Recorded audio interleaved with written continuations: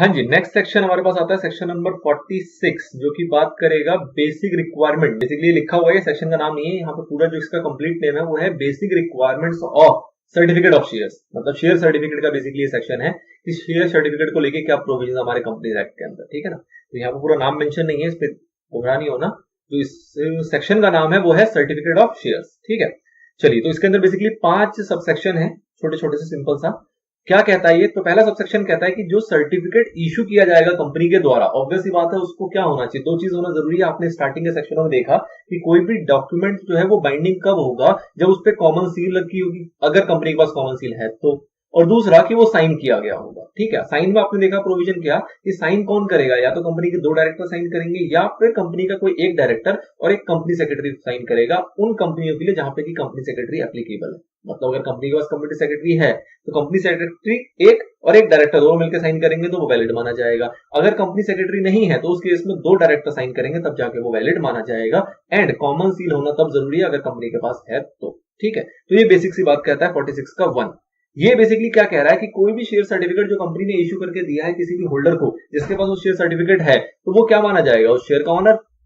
जिसके पास भी वो शेयर सर्टिफिकेट है वो बेसिकली एक प्रकार का एक एविडेंस है, वो ये साबित करने के लिए कि हाँ ये शेयर का मालिक मैं हूं, मैं इसका होल्डर हूं। तो वो उसका एक प्राइमा फेसी क्या है, एविडेंस है, जो कि उसको इश्यू करके दिया गया है फिजिकल फॉर्म में। अच्छा, आपको स्टार्टिंग में आपने देखा है कि जो शेयर्स हैं वो 2 तरीके से होल्ड किए जा सकते हैं, एक फिजिकल फॉर्म में भी किए जा सकते हैं और दूसरा आपका डीमेट फॉर्म में होल्ड किया जा सकता है। जनरली प्राइवेट कंपनी ही है जो फिजिकल फॉर्म में करती है, अदरवाइज जो पब्लिक कंपनीज हैं उनके लिए तो डीमेट फॉर्म आपका मैंडेटरी है। तो ये जो बात अभी लिखी गई है किसकी लिखी गई है, फिजिकल फॉर्म वालों की। आगे बात आती है डुप्लीकेट शेयर्स की। डुप्लीकेट शेयर्स का मतलब क्या होता है कि कोई शेयर होल्डर जिसका फिजिकल फॉर्म में था, ठीक है, वो शेयर्स उससे खो गया, उससे वो शेयर्स खो गया या फिर वो शेयर सर्टिफिकेट उसका फट गया या कुछ भी उस टाइप की उसके अंदर कुछ भी डिस्ट्रक्शन होगी, किसी भी प्रकार से कुछ भी दिक्कत है उसके अंदर आ गई, तो क्या कंपनी उसको दोबारा शेयर सर्टिफिकेट इशू करके दे सकती है? तो जी बिल्कुल दे सकती है, डिपेंडिंग अपॉन कि वो पूरी वेरिफिकेशन इन्वेस्टिगेशन जो भी करना है वो कर लेगी और सब कुछ अगर उसको ठीक लगेगा अपने रिकॉर्ड के हिसाब से, क्योंकि कंपनी भी अपने पास एक रिकॉर्ड मेंटेन करके रखती है। तो उस रिकॉर्ड के अकॉर्डिंग अगर उसको सब कुछ ठीक लगेगा तो वो उसको फ्रेश इशू करके एक शेयर सर्टिफिकेट दे सकती है, which is a duplicate share certificate. Normal सी बात है, कुछ खास इसमें टफ नहीं चल रहा है अभी तक। अच्छा, दूसरी बात करते हैं कि अगर शेयर सर्टिफिकेट जो है वो कंपनी मेंटेन करती है थ्रू डिपॉजिटरी, ठीक है, थ्रू डीमैट अकाउंट अगर वो मेंटेन किया जाता है, तो उस केस में आपका एविडेंस क्या होगा, कैसे पता लगेगा कि किस शेयर का मालिक कौन है? तो वो पता लगेगा उस डिपॉजिटरी के रिकॉर्ड से। मतलब जिस भी डिपॉजिटरी के पास आपके शेयर्स हैं उनके रिकॉर्ड में किसका नाम है, जिसका नाम है वो शेयर का बेसिकली मालिक है, तो उसका रिकॉर्ड जो है वो बताता है, जो कि प्राइमा फेसी एविडेंस की तरह काम करता है। बट फिजिकल में जो उसका होल्डर है वो प्राइमा फेसी एविडेंस की तरह काम करता है और उस होल्डर के पास ऐसा सर्टिफिकेट होना चाहिए जो कि साइंड हो एज पर लॉ और उस पर कॉमन सील लगा हो, अगर कंपनी के पास एग्जिस्ट करता है तो। चलिए जी, फिर बात करते हैं कि अगर सपोज करो, जो लास्ट आपका पॉइंट आता है वो सपोज करो कि कंपनी क्या करती है, डुप्लीकेट शेयर सर्टिफिकेट ऐसे इशू कर रही है, मतलब डिफ्रॉड करना चाह रही है। मतलब जो उसके शेयर होल्डर एक्चुअल में उसको फ्रॉड करने के लिए उसने उस नाम का शेयर सर्टिफिकेट किसी और को इंटेंशनली गलत डुप्लीकेट शेयर सर्टिफिकेट इशू कर दिया इंटेंशनली कंपनी ने, तो उस केस में क्या होगा? तो ऑब्वियस सी बात है फाइन लगेगा। यहाँ पे ऑब्वियस सी बात है क्या लगेगा, फाइन लगेगा। किसके ऊपर लगेगा? कंपनी के ऊपर भी लगेगा और ऑफिसर के ऊपर भी लगेगा। किस तरीके से लगेगा? तो कंपनी के ऊपर फाइन लगेगा कितने का, जितने का उसने डुप्लीकेट शेयर्स गलत इशू कर दिए उसका 5 गुना मिनिमम, और जो कि बढ़ा के कर दिया जा सकता है कितना, 10 गुना भी, और 10 crore rupees whichever is higher. अब इसको समझना बहुत जरूरी है, बहुत टफ हो गया।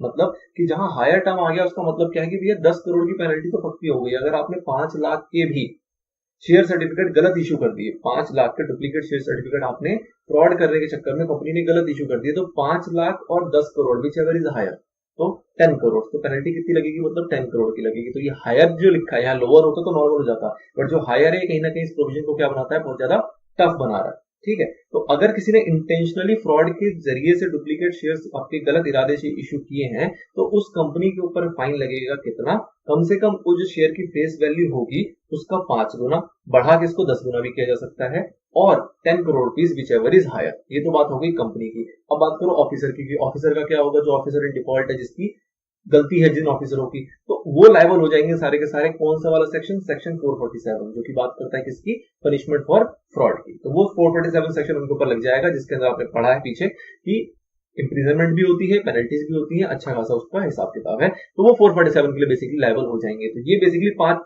प्रोविजन है, 5 सब सेक्शन है जो कि सेक्शन 46 आपको यहाँ पे डील करके बताता है कि किस तरीके से होगा इन केस ऑफ फिजिकल और in case of depository matter. Depository होगा तो डिपॉजिटरी का रिकॉर्ड जो है वो प्राइमा फेसी एविडेंस है कि ऑनरशिप बताने के लिए कि भैया कौन है ऑनर, वो बताने के लिए डिपॉजिटरी का रिकॉर्ड जो है वो सफिशिएंट एंड इनफ है।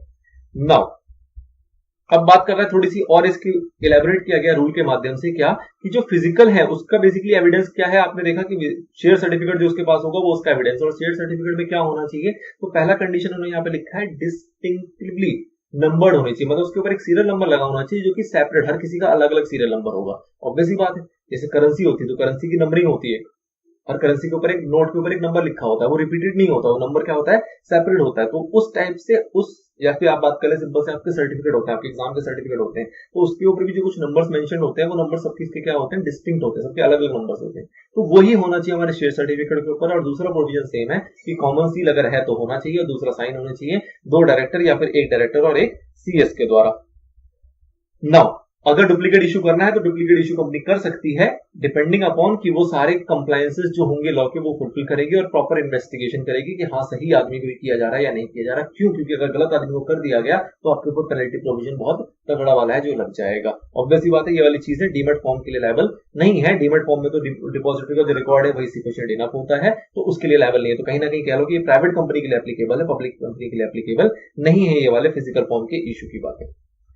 नाउ एक आती है डीमट के लिए थोड़ी सी जानकारी, क्या कि जनरली जो डिपॉजिटरीज होते हैं इंडिया में वो 2 हैं, एनएसडीएल और सीडीएसएल। एनएसडीएल और सीडीएसएल ये 2 डिपॉजिटरीज हैं बेसिकली। आपने देखा होगा एनएसडीएल वगैरह जो पैन कार्ड वगैरह बनाते हैं, इस टाइप की डिपॉजिटरी ये काम भी इनके दायरे में आती है।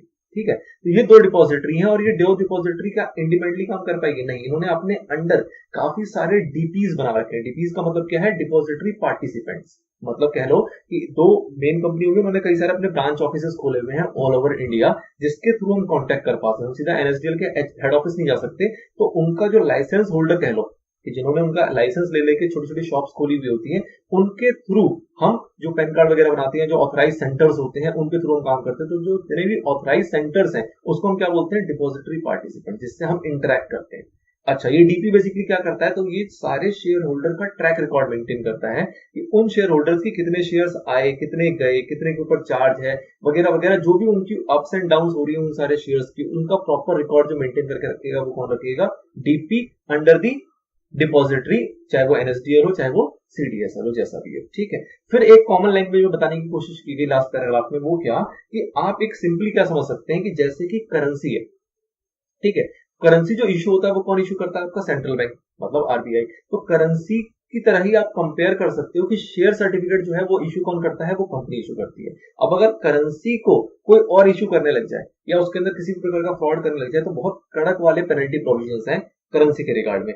तो सेम टू सेम एप्लीकेबिलिटी है शेयर सर्टिफिकेट के रिगार्ड में भी, कि अगर कंपनी खुद से ही गलत हरकतें कर रही है या फिर कोई और कंपनी या कोई और फ्रॉड करना चाह रहा है, तो उसको लेके पेनल प्रोविजन जो कंपनी एक्ट के अंदर है वो काफी सारे क्या है आपके स्ट्रॉन्ग है। और ओवरऑल आपका 447 जो कि फ्रॉड का सेक्शन है, जो कि कहीं भी घुस जाता है, मतलब किसी भी सेक्शन में किसी भी एरिया में फ्रॉड होगा अगर कंपनी एक्ट के अंदर, तो 447 वहां पे मौजूद रहता है, तो वो यहाँ पे एप्लीकेबल हो जाता है, जो कि एसेंशियली डील करता है किसको, फ्रॉड को, फ्रॉड के पनिशमेंट्स को। ठीक है, तो दिस इज ऑल अबाउट कि शेयर सर्टिफिकेट को लेके क्या जानकारी आपके पास होनी चाहिए। बहुत बड़ा या बहुत रेलेवेंट सेक्शन नहीं है, बट छोटी मोटी केस स्टडी या छोटे मोटे सवाल के अंदर ये पाया जा सकता है और जाता है। ठीक है, चलिए जी, तो इसमें इतना ही।